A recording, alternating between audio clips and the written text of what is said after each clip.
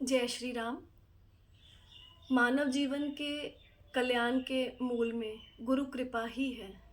गुरु की कृपा के बिना इस जीवन में मनुष्य का कल्याण नहीं हो सकता, क्योंकि गुरु ही मोक्ष का साधन है। और गोस्वामी जी ने भी लिखा है कि जे गुरु चरण रेणु सिर धरहि, ते जनु सकल विभव बस करहि।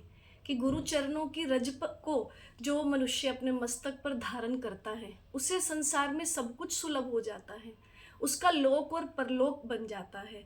परंतु यदि कोई व्यक्ति ये सोचे कि मैं अपने गुरुदेव की अवज्ञा करके या उन्हें बाईपास करके कोई महान अनुष्ठान में भाग लूं, कोई दिव्य कार्य करूं, कोई जप तप साधन करूं और मुझे कृपा प्राप्त हो, तो ये पूर्ण असत्य है।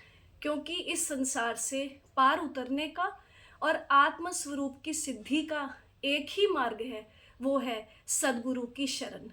उनकी कृपा की छाया में ही मानव अपने जीवन के मूल उद्देश्य जो कि मोक्ष है उसे प्राप्त कर सकता है। ना गुरोर्धिकम तत्वम ना गुरोर्धिकम तपः तत्व ज्ञानात् परम नास्ति तस्मै श्री गुरुवे नमः। क्योंकि श्री गुरुदेव से बढ़कर ना तो कोई तत्व है, ना उनसे बढ़कर के कोई तप है, और इसीलिए उन्हें नमन किया जाता है। क्योंकि गुरुदेव की कृपा से ही मानव को भगवान बनते हुए देखा है, भगवत प्राप्ति करते हुए देखा है। भक्त शिरोमणि प्रहलाद जी भी श्री गुरुदेव की कृपा से ही त्रिलोकी में वंदित हैं। आज ध्रुव भगवान नक्षत्र मंडल में यदि दृश्यमान हो रहे हैं और विभूषित हैं, तो वो भी सद्गुरुदेव की कृपा ही है।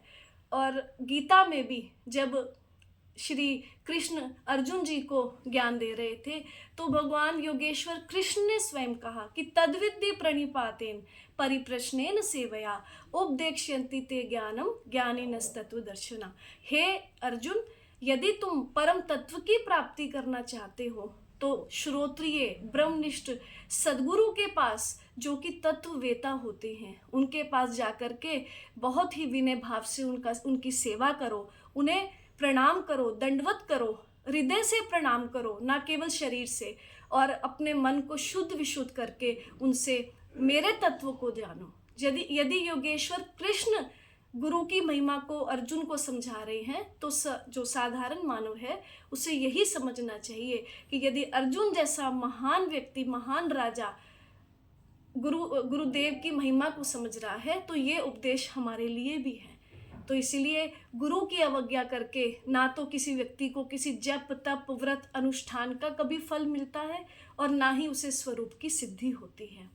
तो ये एक बहुत सुंदर ज्ञान है जिसे संपूर्ण मनुष्यों को अपने जीवन में धारण करके और अपने सद्गुरुदेव की आज्ञा लेकर, उनसे आशीर्वाद लेकर किसी भी कार्य में भाग लेना चाहिए। क्योंकि गुरु का अनादर करके, उनकी अवज्ञा करके जीव अपने जो है अपने कल्याण का नहीं, अपने लिए विनाश का मार्ग स्वयं खोलता है। इसीलिए गुरु कृपा की छाँव में रह करके भगवत भजन करके अपने जो भगवत प्राप्ति कर लेते हैं, ऐसे मनुष्य ही महान है। जय श्री राम। धन्यवाद।